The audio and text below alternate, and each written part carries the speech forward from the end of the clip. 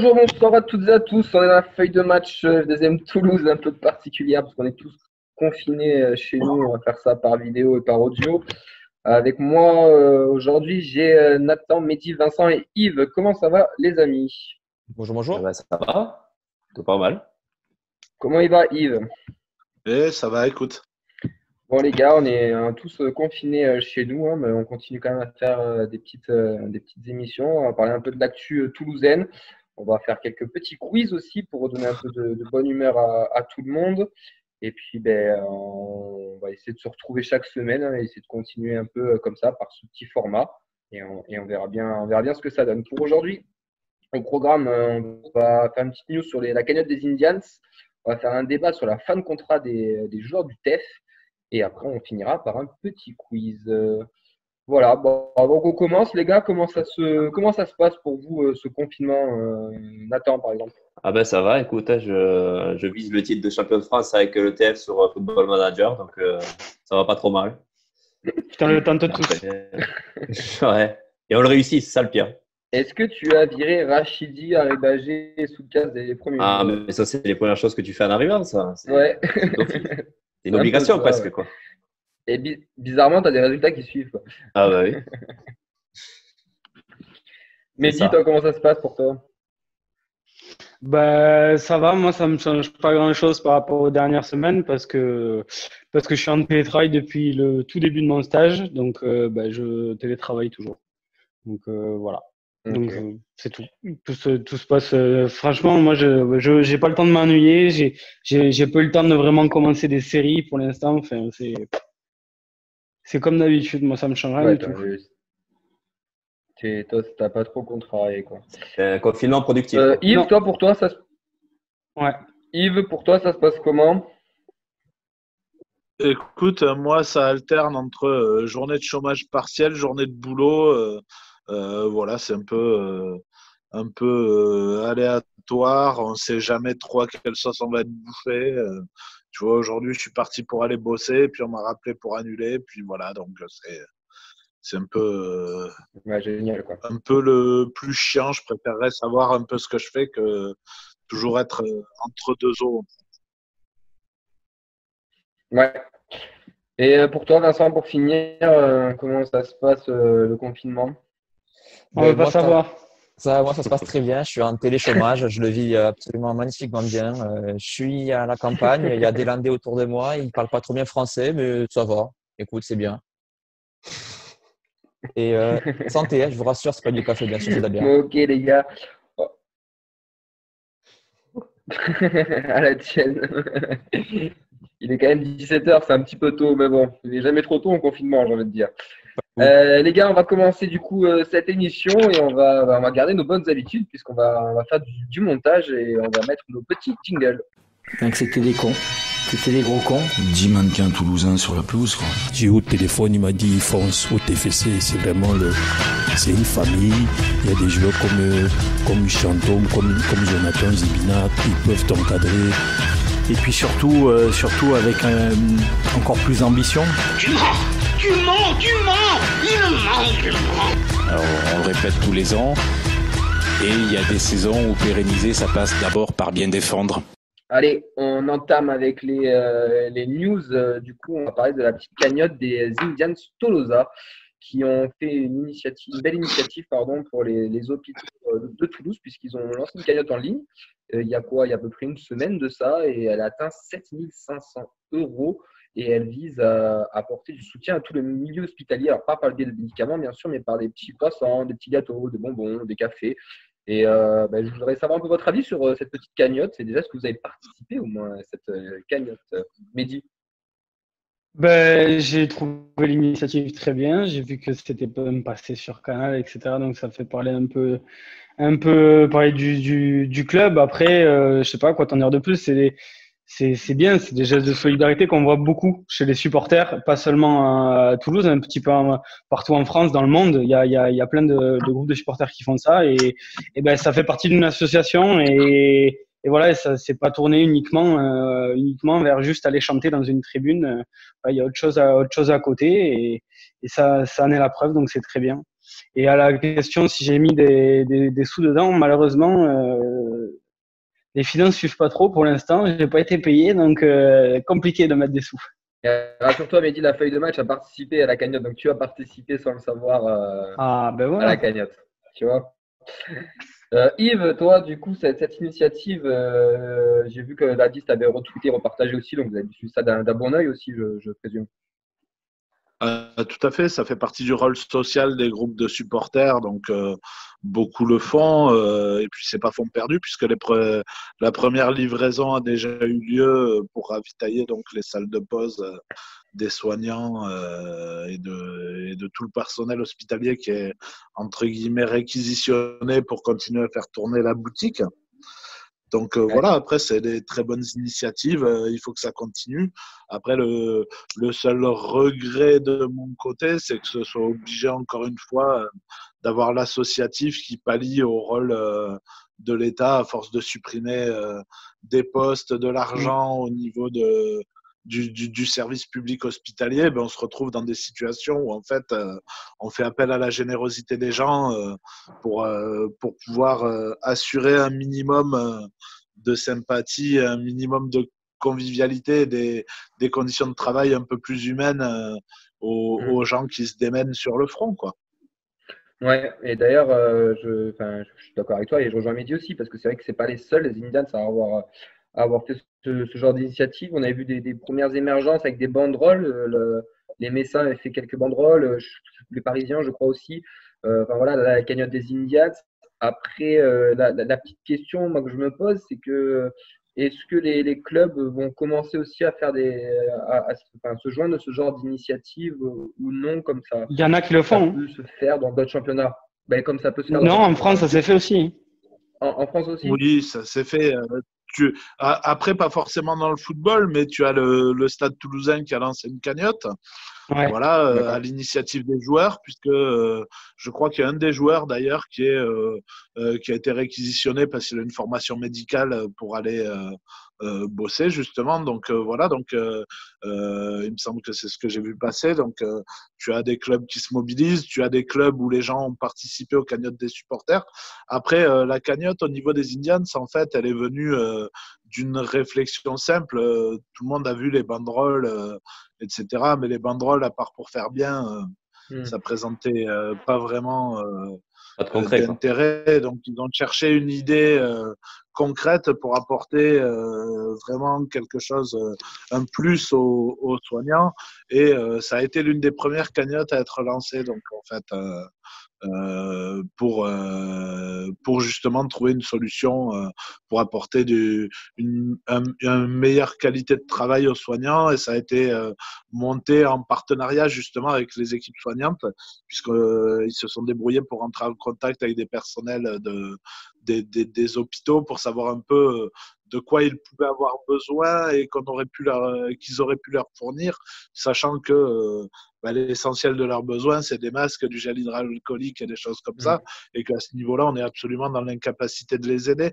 Donc, la démarche a été de se renseigner auprès de ceux qui travaillent dans le milieu hospitalier pour savoir ce qui pouvait être fait pour les aider. Et puis derrière, ils ont embrayé, lancé la cagnotte. Au bout de 2 jours, la première commande était passée et au bout de, je crois que c'était 3 ou 4 jours, la première livraison était faite.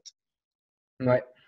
Puis là, on a 7500 €. J'ai eu Roux là, ce matin par Messenger, il me disait ça, 7500 €. Canal aussi qui les a relayés, où on a vu avoir sa petite tête qui est passée sur le Canal Football Club aussi. Toi, Nathan, tu vois ça comment, cette cagnotte? Personnellement, je n'ai pas participé parce que je trouve que l'initiative, elle est top. Voilà, à notre manière, on peut aider le personnel soignant à surmonter un peu cette épreuve qui n'est pas forcément évidente. Et derrière, après, je trouve que ça donne une belle image aussi du supporterisme et du milieu ultra en général, en disant que voilà, il peut y avoir des bonnes actions comme ça qui peuvent être menées. Donc, il n'y a que du positif à retenir. Ouais, c'est clair que c'est une très belle initiative et on salue tous les autres aussi groupes qui ont fait d'autres initiatives aussi à leur propre niveau, mais on salue particulièrement les Indians parce que c'est quand même chez nous, j'ai envie de dire, on va rester un peu chauvin et on les félicite pour ça. On vous rebalancera quand même le lien de la cagnotte sur les différents réseaux parce qu'elle est encore ouverte, hein, donc on peut encore participer dessus. Donc n'hésitez pas, hein, même si on donne que 5, 10, 15, 20 euros, enfin vous faites ça avec vos moyens. Même 2 euros, ça paye toujours en mars et c'est toujours plus sympa à la pause café. Puis ça va aussi dans l'esprit du TEF. Ouais. Ouais, ça va dans l'esprit du TEF. On est quand même un club assez généreux. On donne 3 points à toutes les équipes qui viennent, où on vient toujours avec des buts encaissés. Donc, c'est bien qu'on garde cet élan de sympathie, de générosité envers les autres, même une fois le foot terminé. On reste unis. C'est ça le message que Vincent va nous dire. Bon les gars, voilà pour la petite news sympathique de ce confinement. Maintenant, on va passer à notre petit débat. Et là, on va parler de la fin de contrat des Toulousains et comment le championnat va être impacté. Alors, on a plein de questions, pas forcément de réponses, mais on va essayer de réfléchir autour de tout ça. Du coup, les gars, on va peut-être commencer par lister, j'ai envie de dire, les fins de contrat du TEF. Et après, on va essayer de s'élargir sur la question. Je reprends l'article de lesviolets.com, tout simplement. Donc, on a Kalinic qui est prêté par Aston Villa, Isimat Mirin qui est prêté par Beşiktaş avec une option d'achat. On a aussi William Vainqueur prêté, Jean-Victor Makengo avec une option d'achat par Nice, Yaya Sanogo, lui, qui est en fin de contrat. Et en revanche, Mathieu Dossevi a vu son contrat prolongé de 1 an grâce à une clause que personne ne connaissait à part lui. Même le club.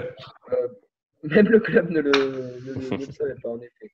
Messieurs, déjà, ce championnat, on ne sait pas trop comment ça va se terminer, comment ça va se prolonger. Alors, l'unanimité, de ce que j'entends moi, à droite à gauche, c'est on veut finir le championnat. Maintenant, quand et comment, alors ça, je vous laisse. C'est un peu le flou total. Messieurs. Nathan, si tu as une idée, si tu as des infos, tu aurais pu repérer alors, à droite à gauche. Des infos, je ne pense pas que je pourrais en apporter énormément. Mais l'idée de terminer le championnat, elle me semble assez compromise quand même. Étant donné qu'on ne sait pas jusqu'à quand cette crise-là va durer aussi. On ne sait pas comment ça va évoluer. Si c'est faisable de continuer le championnat en juillet-août et de reprendre une saison derrière en mi-septembre, début octobre. Après, concernant les contrats, j'ai cru voir que la FIFA ils étaient en train d'essayer de se réunir pour essayer de repousser l'échéance des contrats, de ce que j'ai vu. Donc voilà, je n'ai pas trop d'idées de comment ça va se terminer tout ça, mais on verra bien dans les jours prochains, quoi. Mehdi? Les championnats, pour moi, se termineront, même si c'est en septembre prochain. C'est l'objectif parce qu'en fait, il y a tellement d'argent en jeu qu'ils le feront, quoi. C'est surtout ça, c'est surtout l'argent. De toute façon, le nerf de la guerre et c'est ça. Même si on finit en septembre, on finira en septembre et le calendrier de l'année prochaine, on l'adaptera. Je pense qu'on risque de là-dessus, quoi. Comment tu peux l'adapter entre les Coupes d'Europe, l'Euro en fin d'année, les JO, ça va te faire la Coupe du Monde 2022 en décembre. C'est ça, ça va te faire un calendrier, ça va être injouable pour les joueurs, ils vont pas tenir, je pense. Ça va être intenable. Ils seront obligés de le faire parce qu'il y a des contrats, tout simplement, des contrats télé. Donc à partir de là, tu es obligé de le faire. Ils vont être obligés de l'adapter. Là, tu te heurtes à 2 choses. Les contrats télé, ok, mais les contrats de travail et le droit du travail qui sont absolument pas d'accord, parce que la FIFA peut décider de repousser les dates de fin de contrat, etc. Mais il faudra quand même l'accord des joueurs et signer des avenants pour prolonger ces contrats sur une plus longue période. Parce que après, c'est du droit du travail et tu ouvres la porte au prud'homme avec des blagues. Par exemple, en droit français, quelqu'un qui continuerait à jouer après le 31 mai à la fin de son contrat. Donc, le mec joue le 1er juin sans avenant, sans rien. Son contrat peut être requalifié en CDI immédiatement. Donc, j'espère que vu la situation, il y aura personne d'assez con pour ne pas le comprendre et voilà, et savoir que c'est une situation exceptionnelle et qu'il faut s'adapter. Voilà, s'il arrive ce genre de choses,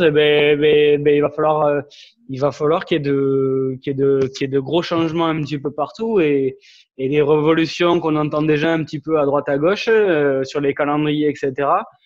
Chose qu'on aimerait tous, je pense, parce que là on marche la tête avec le nombre de matchs qu'il y a un petit peu partout, le nombre de compétitions, etc. Ben, ça aura lieu, ouais. Mais moi je pense que tout le monde se mettra d'accord dans cette situation-là et qu'il y aura un accord entre les joueurs, les clubs, les agents pour s'adapter à la situation, quoi. Ou alors si ça arrive pas, ben on est dans une sacrée merde. Et le pire, c'est qu'il n'y a rien qui est prévu en cas de crise comme ça, quoi. Tu commences une saison et t'es toujours dans le foot. Ça arrive à… Vas-y. Parce que personne n'a envisagé que ça arriverait, c'est comme d'habitude. Ce sera étudié par la suite, maintenant où c'est arrivé une fois. Mais avant, personne n'envisage que ça puisse arriver. Et voilà. Après, personnellement, pour le moment, ça reste encore jouable de finir les saisons, mais comme l'a dit Nathan, on ne sait absolument pas pour combien de temps on en a encore, combien de temps ça va durer. Je suis absolument pas certain que tous les championnats pourront aller au bout. Il y a certains championnats comme l'Italie qui commencent déjà à évoquer la possibilité d'une annulation pure et simple de cette saison. Voilà.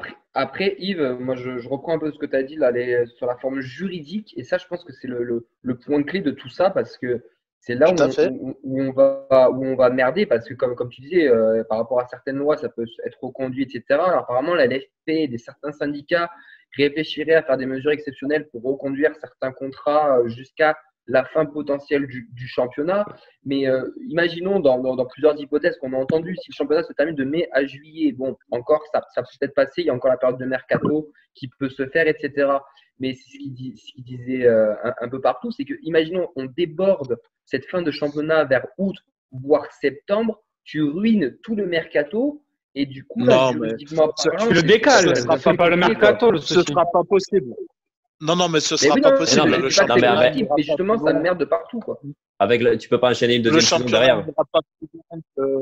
N'ira pas plus loin que fin juin. Je vois pas comment ce serait possible, puisque derrière, il faut les congés pour les joueurs. C'est ce qui est obligatoire. Et après, il faudrait enchaîner sur une période d'athlétisation pour redémarrer sur une nouvelle saison. Donc, c'est absolument, pour moi, c'est absolument improbable que les championnats se terminent après fin juin. S'il n'y a pas possibilité de les finir avant fin juin, il y aura une autre solution qui sera actée. Mais les diffuseurs, etc., préféreront s'asseoir sur une fin de championnat pour cas exceptionnel sur une saison, mais ils ne mettront pas en difficulté une deuxième saison derrière qui bousculerait tous les calendriers, qui va foutre un bordel monstre parce que en prime, il y a des compétitions qui sont déjà reportées, des compétitions internationales, donc tu ne peux pas démarrer le championnat la saison prochaine plus tard que début août, puisqu'il faudra l'avoir fini tôt, puisque tu enchaînes sur l'Euro derrière, et on sait qu'à chaque fois où il y a des Euros ou des Coupes du Monde, les championnats démarrent en général une semaine à 15 jours plus tôt que d'habitude, pour finir un peu plus tôt, pour justement permettre à ces compétitions d'avoir lieu. Donc, ça semble très, très compliqué si on n'arrive pas à caser tout ça d'ici fin juin d'aller au bout. Et derrière, c'est les joueurs qui vont avoir les joueurs et les agents qui vont avoir la part belle, parce que c'est les clubs qui vont leur demander de prolonger les contrats. Et ça va être à nouveau une négociation, comme si tu signais un nouveau contrat, parce que tu ne peux absolument pas, même si c'est un cas exceptionnel, des avenants, tu peux pas faire des avenants. Tu pourras imposer des choses. En droit du travail, je vois pas comment tu peux imposer à un salarié de renouveler son contrat pour 2 mois ou 3 mois. S'il te dit non, je veux pas, le club. Mais là, il y a peut-être une mesure exceptionnelle tu vois, par rapport à ce qu'on vit aussi. Peut-être qu'ils vont essayer de trouver des ajustements, genre ils prolongent pas le contrat, mais que juridiquement qu'il soit protégé, il sera là encore 10 matchs. Enfin, après, je sais pas. Franchement, moi, je suis dans le foot total et j'ai pas. Après, tu es à cheval sur le droit du travail. Et le problème, c'est qu'après, c'est le code du travail qui prend la main. Hein, je suis désolé. Hein. Tu peux pas. Ils savent le manier. Ils savent le manier aussi, quoi. Bon, en tout cas, revenons-en à nos Toulousains. Vous avez évoqué le cas de l'Italie là, qui voulait annuler le championnat. Ça a été évoqué aussi en France, avec potentiellement aussi une Ligue 1 à 22 clubs pour l'année prochaine, avec pas de descente, mais 2 montées de Ligue 2. vous le sentez comment? Qu'est-ce que vous pensez? Est-ce que vous pensez que c'est envisageable cette Ligue 1 à 22 sur une année? Est-ce qu'on va annuler le championnat? Est-ce qu'on va faire une saison blanche comme l'a dit Olas? Après, le problème en Italie, c'est qu'il y a beaucoup de clubs professionnels qui sont impactés en fait par le coronavirus du coup. En France, on n'a pas énormément de joueurs touchés.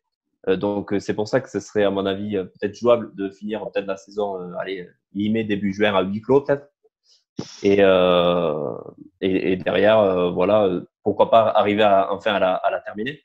Après, j'avais oublié le début de ta question, ce que tu demandais, Camille, excuse-moi. En gros, genre, qu'est-ce que vous pensez? Est-ce que tu penses que c'est une bonne chose si jamais on fait une Ligue 1 à 22 qui n'y a pas de descente? Si tu préfères qu'on termine le championnat? Enfin, pour toi, qu'est-ce que tu penses qui serait le plus judiciable? Parce que là, chaque jour, on a quand même des spécialistes ou des potentiels pros, enfin plein de gens, plein de protagonistes du football qui nous sortent une proposition. Donc, quelle est la meilleure pour vous que vous avez retenue, quoi? Celle à 22, ça peut être peut-être celle qui poserait le moins de soucis juridiques parce que je vois pas le 3e ou 4e de Ligue 2 attaquer en justice et ça ferait moins chier la Ligue que le 4e ou 5e de Ligue 2 attaquer en justice plutôt que ce soit le 18e, le 19e ou le 20e de Ligue 1 qui le fasse peut-être. Ça dépend de qui c'est. Hein. Si c'est Lens, c'est un peu plus emmerdant que Toulouse. Hein. Oui, voilà, c'est sûr. Et les gars, si on ne descend pas, par contre, on est vraiment increvable. C'est l'arnaque du siècle. Si cette année on est sauvé, si on est sauvé par Corona, c'est la plus grosse. Il peut rien nous arriver, je pense. C'est quand même très très particulier et comme un peu. Il y a peu de chances que ça arrive. Hein. Ouais, non, ne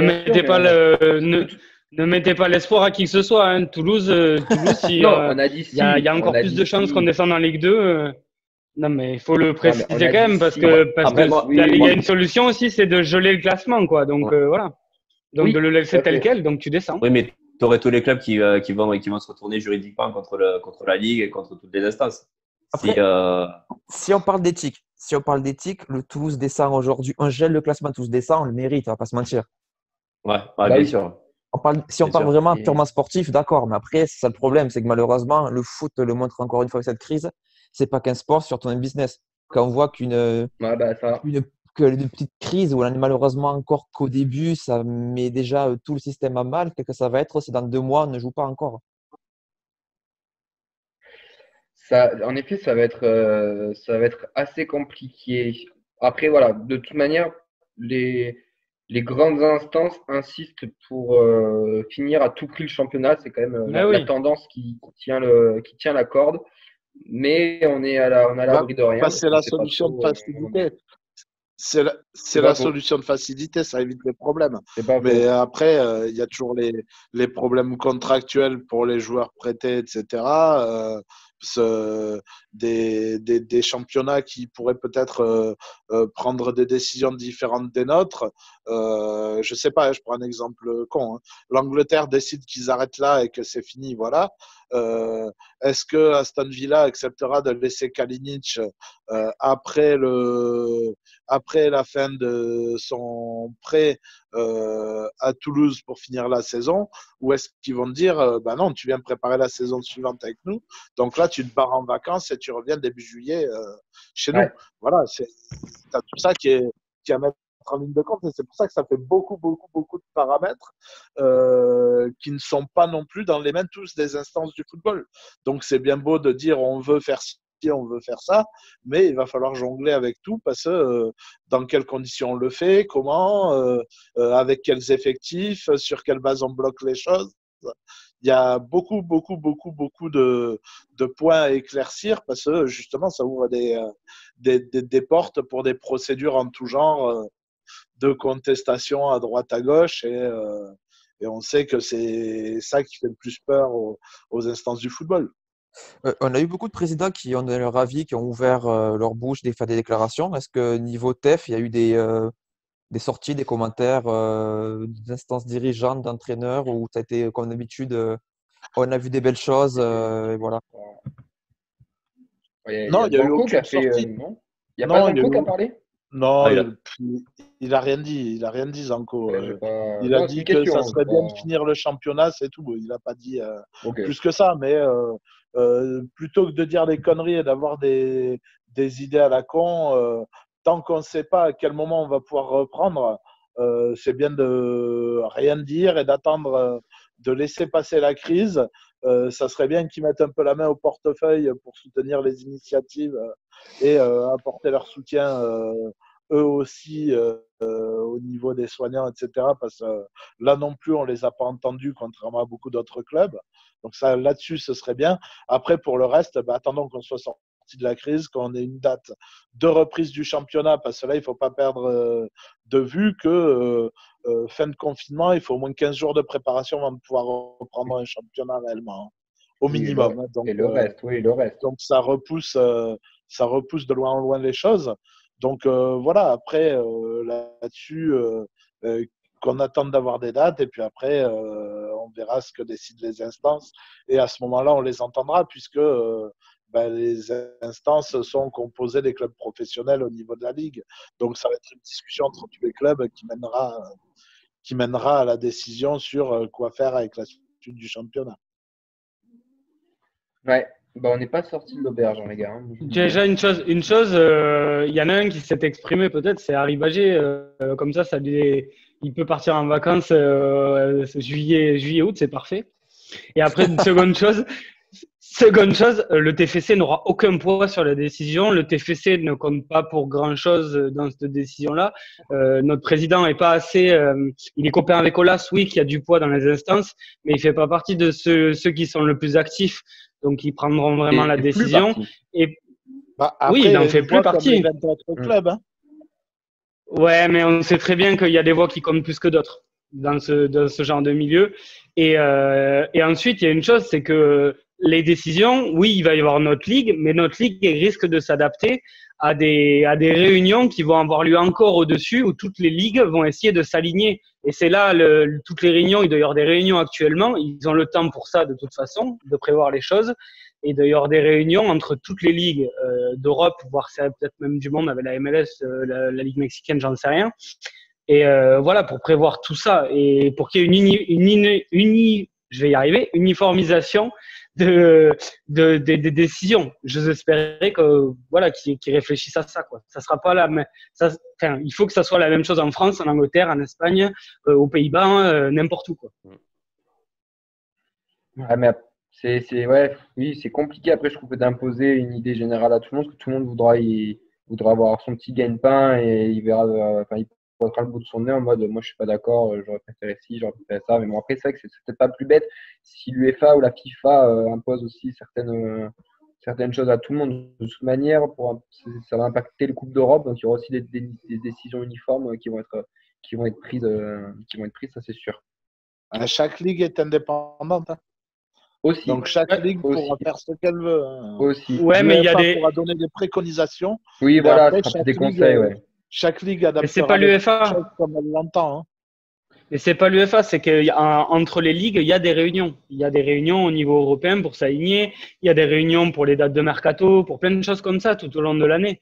Il y a plein de, comment dire ça, oui, mais tu vois bien d'associations de ligues européennes.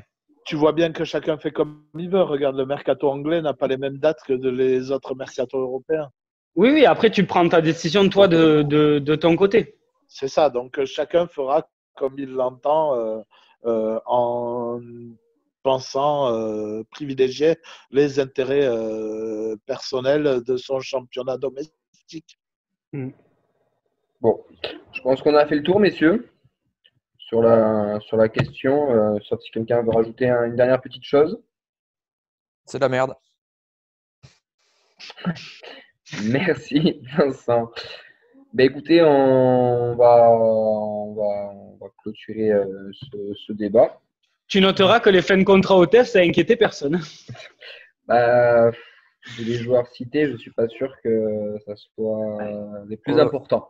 Après, peut-être pour se projeter avec un centre de formation, le groupe élite qui avait l'air d'être plutôt de bonne qualité, peut-être que par rapport à d'autres clubs plus dépendants de joueurs avec des contrats plus forts, on aurait peut-être la chance, malgré tout, même en cas de perte financière ou quoi, d'avoir un effectif plutôt potable pour la Ligue 2. Enfin, c'est peut-être que je m'avance.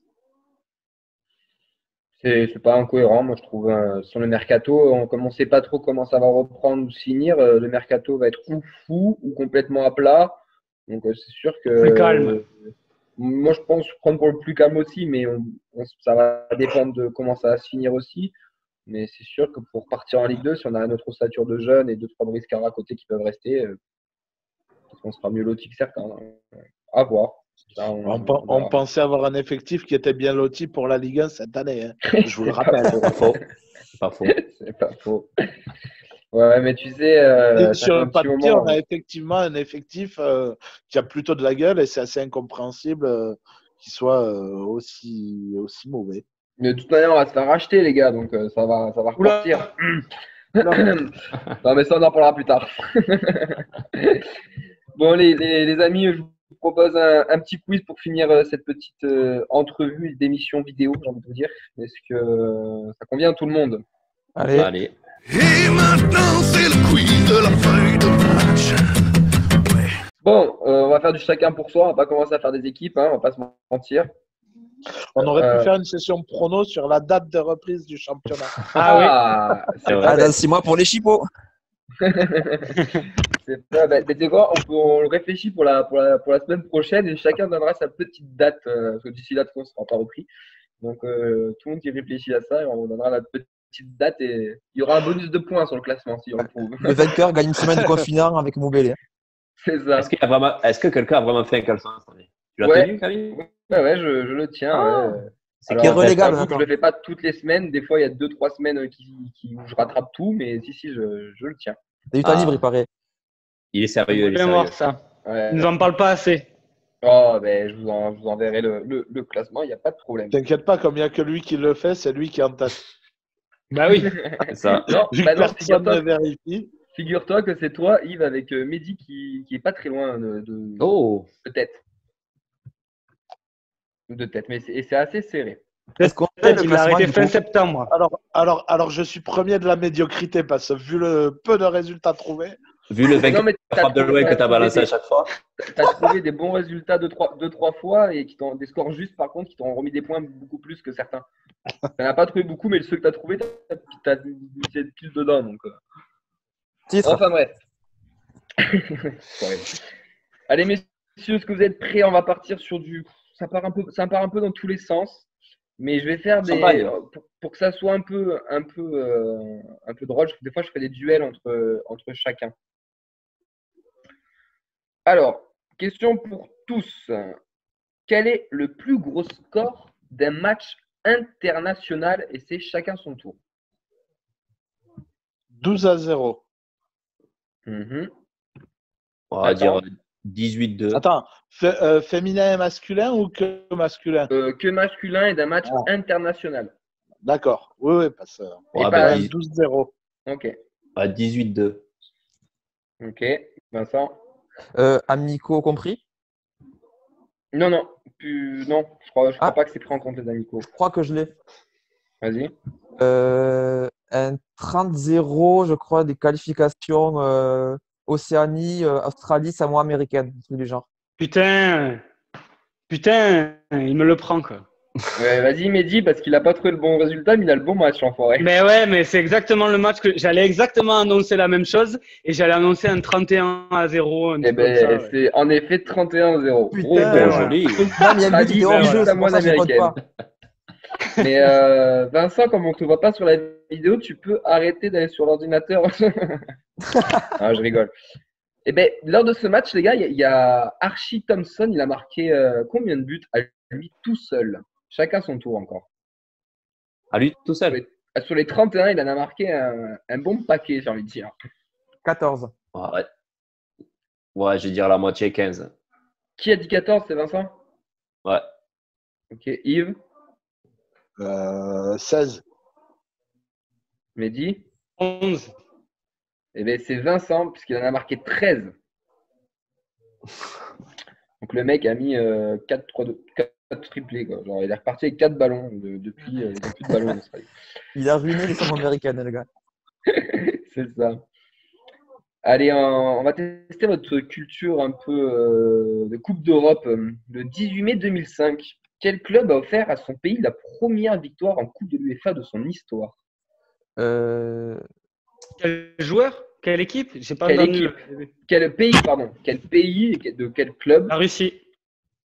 Et quel L'Ukraine. club? Saint-Pétersbourg. Le Zénith. Non, c'est la Russie, mais c'est pas le CSKA. Zénith. C'est le Spartak. CSKA Moscou, en effet. Joli. Pas mal. Allez, vous allez chacun à votre tour me dire combien vous pouvez me citer de pays d'Afrique ayant participé au moins à une Coupe du Monde, sachant qu'il y en a 13. Combien vous pouvez m'en citer? Vous me dites un chiffre et après je veux le sur Canal Plus qui le plus commence? annoncé. 6.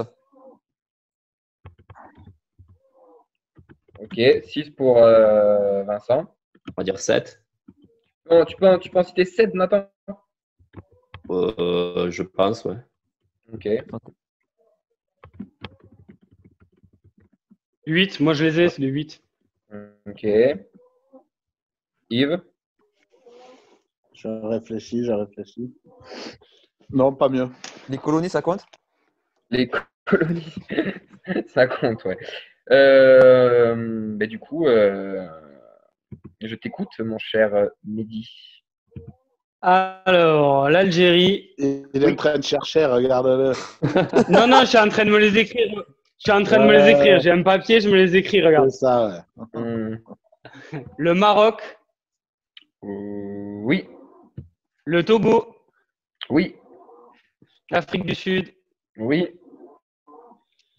Le Ghana. Ah, Oui. là.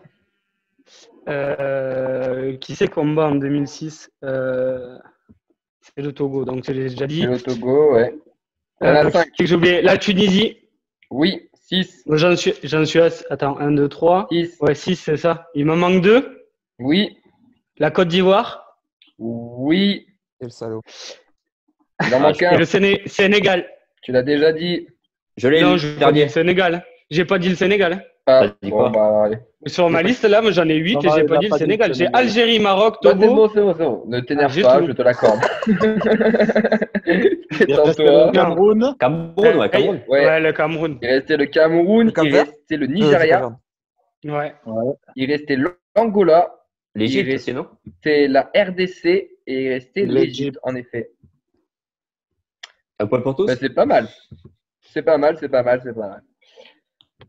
Combien, Pour tous, merde. combien vous t'isonnes un peu. pouvez me citer de joueurs en activité ou à la retraite avec le nom, la lettre de son nom qui commence par un K, De son nom de famille.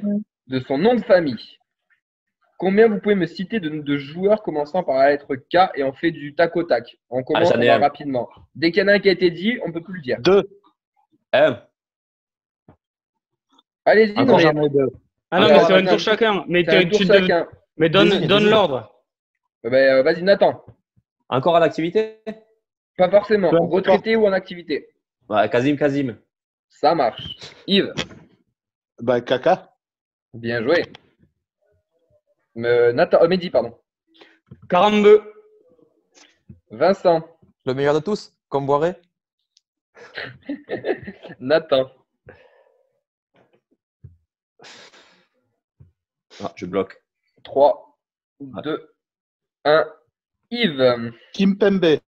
bien. Mehdi, si je me souviens bien. Keman. Vincent, Kalinic. qui? Kalinic. Ah oui, ça marche. C'est le gardien Yves. qui nous a prêté là. Ouais. Kiki Moussampa. Qui ça? Kiki Moussampa. Kiki Moussampa. Ah, ouais. Ah, j'ai pas la culture là. Je vais chercher quand même. On regarde la barre, Yves. Ah, bon, Là, Kiki c'est Moussampa, t'as le genre c'est de foot. litigieux, là. Il n'y a pas de souci. Bon, je te l'accorde parce que je trouve pas et j'ai pas envie d'y passer j'ai pas envie d'y passer la journée. Mehdi, Vincent, non, Mehdi, Caboret. Vincent, Compagnie. ouais, Yves, Attends, je suis en train de te chercher Kiki Moussampa pour te l'envoyer. Hop, je te l'envoie. Et, Ah oui, c'est bon, non, je l'ai. j'en ai plus. Oh, t'en as plus du tout là? Bah, Keman, l'autre, le frangin. Ben, Ouais. ça marche, hein. Ça Ah, marche. salaud. Bien joué. Mehdi, Kaladze. Oh, joli. Vincent,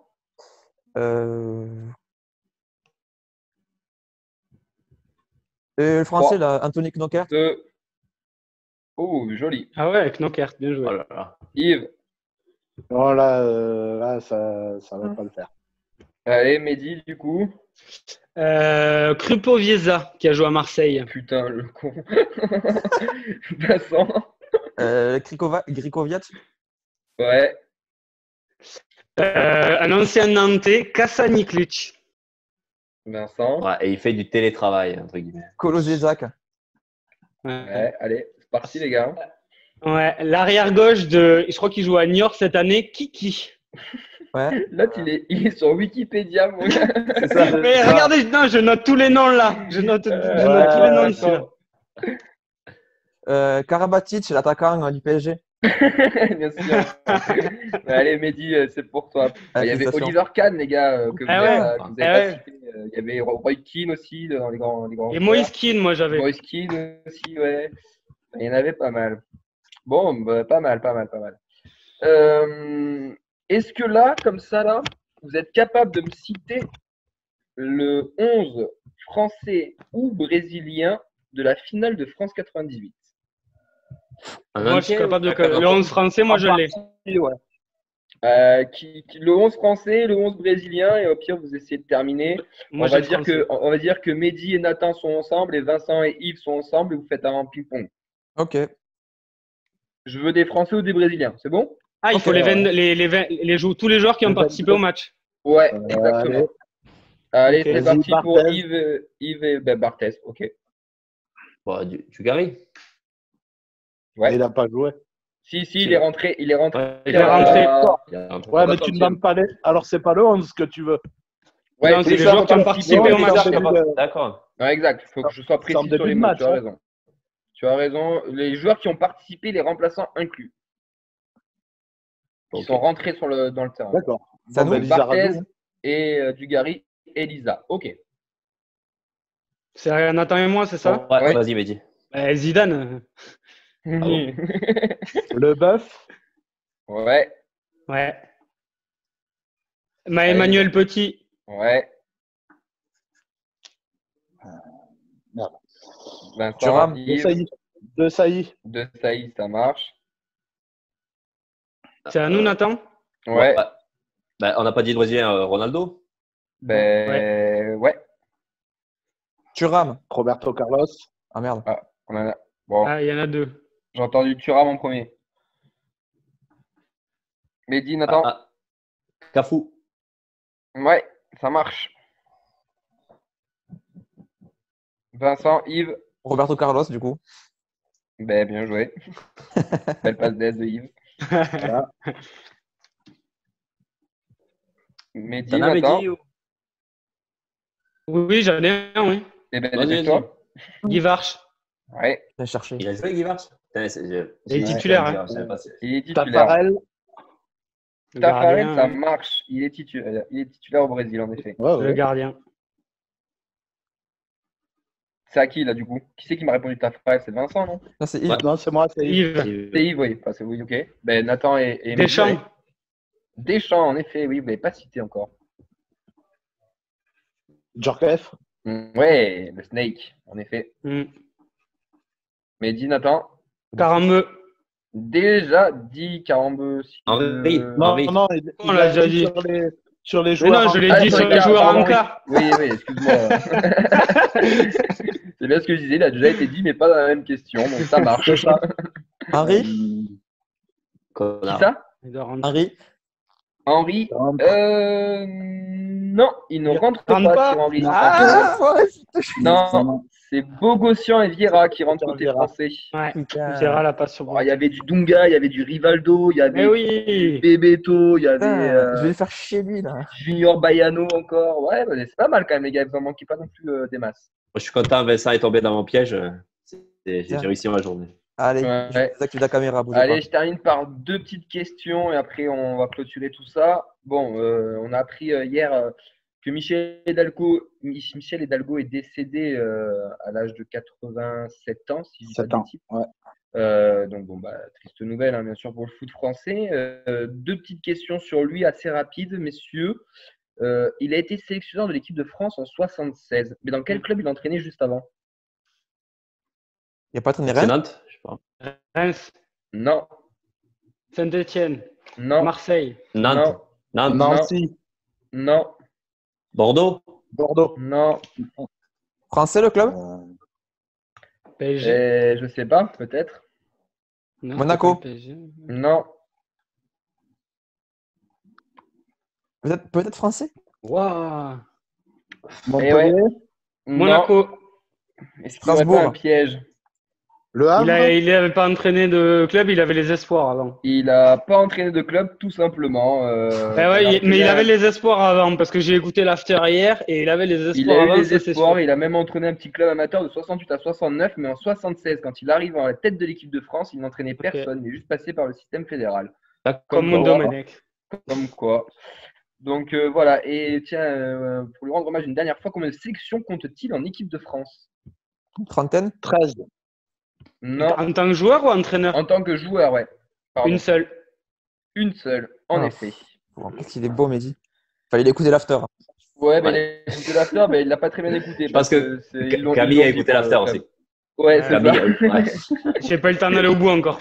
Alors, l'after, c'est déjà nul quand il y a du foot, et vous arrivez à l'écouter quand il n'y a pas de foot. Ouais. Ouais, mais moi, ça m'endort, en fait. Donc bon. Et allez, la dernière question, et là, c'est le parcours d'un joueur du TEF.